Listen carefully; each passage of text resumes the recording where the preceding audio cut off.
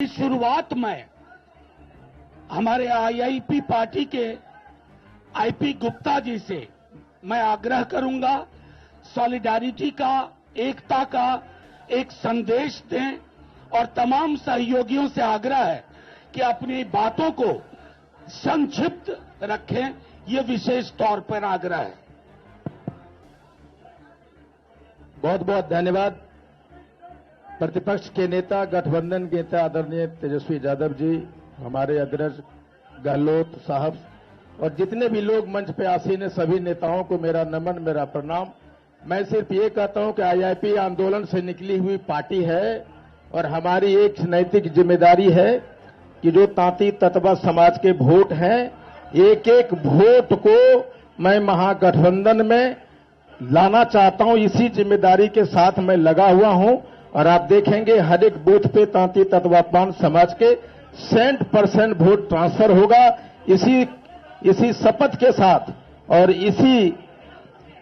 इसी मनसा के साथ मैं महागठबंधन में जुड़ा हूं और आदरणीय तेजस्वी यादव जी को धन्यवाद देना चाहता हूं कि आपने तांती तत्वा को पान समाज को सम्मान दिया है, करनी को वहां बिठाया है और मुझे बिठाया है और तांती तत्वा पान समाज आपके इस काम के लिए एहसानमंद रहेगा जिंदगी भर। बहुत बहुत धन्यवाद। शुक्रिया आईपी गुप्ता जी। अब मैं आग्रह करूंगा सीपीएम के हमारे ललन चौधरी जी अपनी बात रखें सॉलिडारिटी का। सभापति जी, तेजस्वी जी, तमाम गठबंधन के साथियों, आज आप चीजों को देखेंगे। प्रेस के भाइयों से हम कहना चाहते हैं, जो बिहार ने करवट बदला, बिहार ने एक संयुक्त लड़ाई खड़ा की। वर्तमान सरकार के खिलाफ लड़ने का एक बड़ा ही अनुभव बिहार के गठबंधन को है। बिहार को जिस संकट के दौर से ले जाने की कोशिश हुई, बिहार में जिस रूप से भ्रष्टाचार बढ़ा, अपराध बढ़ा, देश के संपत्ति को केंद्र की सरकार ने जिस रूप से बेचने का काम किया, रेल, सेल, भेल, तमाम तरह के कंपनियों को इसने बेच दिया, सरकारी कंपनियों को बेचा और देश के बड़े संपत्ति को बड़े बड़े पूंजीपतियों के हाथ हैंड ओवर कर दिया। इसके खिलाफ बगावत का झंडा बिहार ने खड़ा किया है। हम आपको कहना चाहते हैं, बिहार बदलेगा, बिहार की दिशा बदलेगी और चुनाव का रिजल्ट इसी गठबंधन के साथ होगा और आने वाले समय में एक मजबूत सरकार का निर्माण होगा। इन्हीं बातों के साथ, इसी अपील के साथ हम अपनी बात को समाप्त करते हैं। शुक्रिया कॉमरेड। अब मैं comrade Ram Naresh Pandey, Communist Party of India से आग्रह करूंगा कि एकता का संदेश, एकजुटता का संदेश दें। प्रेस वार्ता में आए हुए press media, electronic media, social media के मित्रों, हमारे तमाम गठबंधन के नेतागण, मैं आपको विश्वास दिलाता हूं कि पूरा महागठबंधन एकजुट है, एक आवाज है और बिहार में बदलाव की लहर है। 243 में 200 सीट महागठबंधन को होगा। इस विश्वास के साथ हम महागठबंधन के प्रेस वार्ता में महागठबंधन के एकता को प्रदर्शित करते हैं। धन्यवाद। शुक्रिया कॉमरेड। अब मैं आग्रह करूंगा वीआईपी पार्टी के हमारे कद्दावर नेता मुकेश जी से कि वो एकता का संदेश। बहुत बहुत धन्यवाद। मंच पर उपस्थित हमारे तेजस्वी जी, दीपांकर जी, गहलोत साहब और सब तमाम हमारे गठबंधन के साथीगण, मीडिया के साथी, आप सभी को बहुत बहुत धन्यवाद। आज ये समय बेसब्री से 3.5 साल से मैं इंतजार कर रहा था, वो घड़ी आ चुकी है। सिर्फ वीआईपी पार्टी नहीं, मुकेश सहनी नहीं, लाखों कार्यकर्ता वीआईपी का आज मजबूती से इस समय का इंतजार कर रहे थे कि भाजपा ने जिस तरीके से हमारे पार्टी को तोड़ा, हमारे विधायक को खरीदा और एक गलती पिछड़ा मल्लाह का बेटा को रोड पे ला दिया। उस समय से लगातार पूरे बिहार में हाथ में गंगा जल लेके संकल्प पूरे बिहार में हमने किया था कि भाजपा को जब तक हम तोड़ेंगे नहीं तब तक छोड़ेंगे नहीं। जिस तरीके से हमारे दशरथ मांझी ने कहा था, जब तक तोड़ेंगे नहीं पहाड़ को तब तक छोड़ेंगे नहीं। तो समय आ चुका है और मजबूती से महागठबंधन के साथ रहकर बिहार में हम अपनी सरकार बनाएंगे और भाजपा को बिहार से बाहर करेंगे। और महागठबंधन यूनाइट है, मजबूत है और आने वाला समय में हम लोग काम करके सरकार बनाएंगे। बहुत बहुत धन्यवाद। शुक्रिया मुकेश भाई।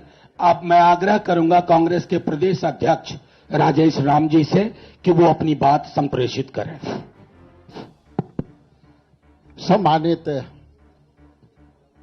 इंडिया गठबंधन के कोऑर्डिनेशन कमेटी के चेयरमैन तेजस्वी प्रसाद यादव जी, मंचासीन हमारे तमाम इंडिया गठबंधन के साथी, मैं सर्वप्रथम आप सबके छठ पूजा के हार्दिक शुभकामना देता हूं और साथ ही साथ आपके बीच दो बात कहना चाहता हूं। पहला तो ये कि आज के ये इंडिया गठबंधन की बैठक कई दिनों से चली, कई महीनों चली और कई सवाल आपके बीच आते थे। तो मैं इतना ही कहूंगा कि आज इंडिया गठबंधन एकजुट होकर तमाम यहां इलेक्ट्रॉनिक्स मीडिया के सामने उपस्थित है और मेरा मानना है कि जिस तरह ये इंडिया गठबंधन के मजबूती का नींव उसी दिन रखा गया था और वो धरातल पर उसी दिन आया जिस दिन सम्मानित न्याय योद्धा राहुल गांधी जी ने वोटर अधिकार यात्रा के तहत इंडिया गठबंधन के तमाम साथियों को लेकर लगभग 17 महीने गठबंधन को मजबूती के लिए और जनहित के मुद्दों को लेकर के, खास करके एसआईआर के मुद्दे को लेकर के जो एकजुटता के फाउंडेशन रखा था, आज वो दिन जो है सपने के साकार करने वाला दिन होगा और इंडिया गठबंधन ये आपके बीच पूरी ताकत आपके बीच दिखेगा और उन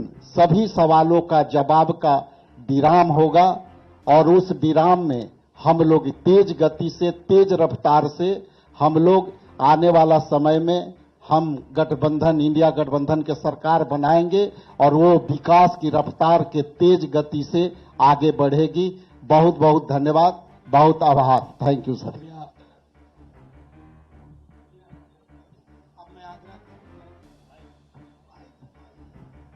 अब मैं आग्रह करूंगा सीपीआईएमएल के general secretary comrade Dipankar Bhattacharya ji से कि वो एकजुटता का संदेश आपके समक्ष रखें।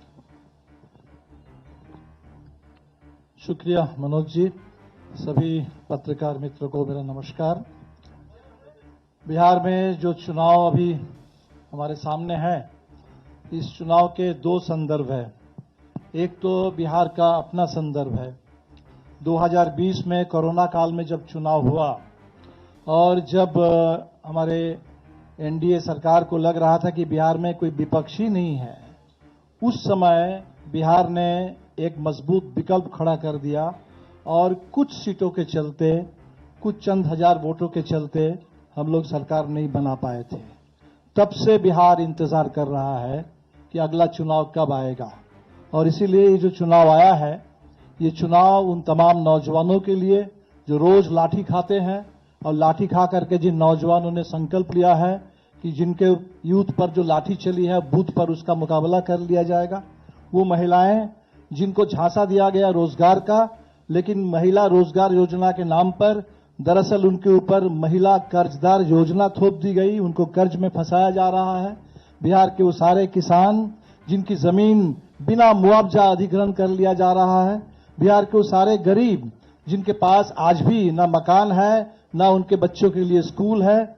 ये जो बिहार का बदलाव की गहरी आकांक्षा है, इसको पूरा करने के लिए चुनाव है। पिछली बार 5 पार्टी का महागठबंधन था, इस बार पूरे देश में इंडिया गठबंधन है, 7 पार्टी का गठबंधन है। दूसरा संदर्भ बिहार का राष्ट्रीय संदर्भ है। पूरे देश में लोगों की आशंका है कि क्या बिहार में महाराष्ट्र दोहराया जाएगा या बिहार झारखंड की तरह बिल्कुल भारतीय जनता पार्टी के नफरती एजेंडा को, घुसपैठ के झूठ को ठुकराते हुए आगे बढ़ेगा। हम आश्वस्त करना चाहेंगे पूरे बिहार के महागठबंधन की ओर से, पूरे हिंदुस्तान में लोकतंत्र और संविधान के लिए, देश की एकता के लिए, गंगा जमुनी तहजीब के लिए, इस देश के संविधान की रक्षा के लिए जो भी चिंतित लोग हैं, उन तमाम हिंदुस्तान के नागरिकों को आश्वस्त करना चाहेंगे कि बिहार बिल्कुल तैयार है। और ये जो नारा बिहार से उठा है, बदलो सरकार बदलो बिहार, वोट चोर गद्दी छोर, बिहार इसको साकार करेगा। और हमारे पूरे 7 पार्टी का ये जो महागठबंधन है, पूरी एकता के साथ हम लोग इसको साकार करेंगे। इस बार इस बदलाव का जो एजेंडा है, ये एजेंडा पूरा होगा। आप सभी साथियों का और आपके माध्यम से पूरे बिहार वासियों का, आप सबों का नमस्कार, सबका बहुत बहुत शुक्रिया, बधाई। शुक्रिया कॉमरेड दीपांकर जी। मैं आग्रह करूंगा हमारे दल के राष्ट्रीय प्रधान महासचिव और संभवतः हमारे दल के एक north star leading light Abdul बारी सिद्दीकी साहब से, जनाब अब्दुल बारी सिद्दीकी साहब, कि वो 2 शब्द एकजुटता के अपनी बात रखें। आज इंडिया महागठबंधन का यहाँ प्रेस वार्ता है।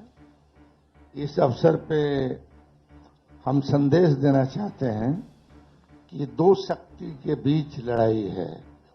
एक शक्ति जो है भाईचारा, अमन, चैन, शांति पर कुठाराघात कर रहा है और एक संप्रदाय को टारगेट भी कर रहा है। तो मुझको लगता है कि बिहार से देश में ये संदेश देने का काम होगा कि हम संविधान की हिफाजत करेंगे और हमारे पुरखों ने जो आधारशिला रखी है धर्मनिरपेक्षता की, उस धर्मनिरपेक्षता को यहाँ भारतीय जनता पार्टी और उसके गठबंधन को हराकर पूरे देश में यह संदेश दिया जाएगा कि हम एक हैं, एक रहेंगे और जो हमारा संविधान है उसको जो तोड़ने की साजिश, उसको जो है कमजोर करने की साजिश, धर्मनिरपेक्षता पर जो कुठार करने की साजिश भारतीय जनता पार्टी और एनडीए के द्वारा किया जा रहा है, उसका जवाब बिहार की जनता देगी। इतना ही कहना था। शुक्रिया सर, शुक्रिया बहुत बहुत।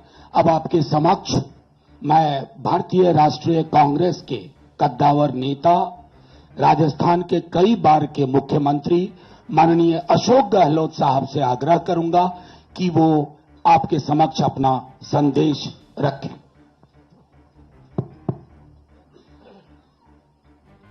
नेता प्रतिपक्ष तेजस्वी यादव जी और तमाम मंच पे बैठे हमारे साथीगण, मेरे पूर्व में अभी जो कमेंट्स किए गए थे वो भी आपके सामने रखे। सबकी भावना आपको मालूम पड़ी। मुझे खुशी है कि मुझे भी आज आने का अवसर मिला आपके बीच में। और जो हालात है देश के और प्रदेश के, उससे चिंतित होना लाजमी आपका भी, जो हमारा चौथा स्तंभ कहलाता है।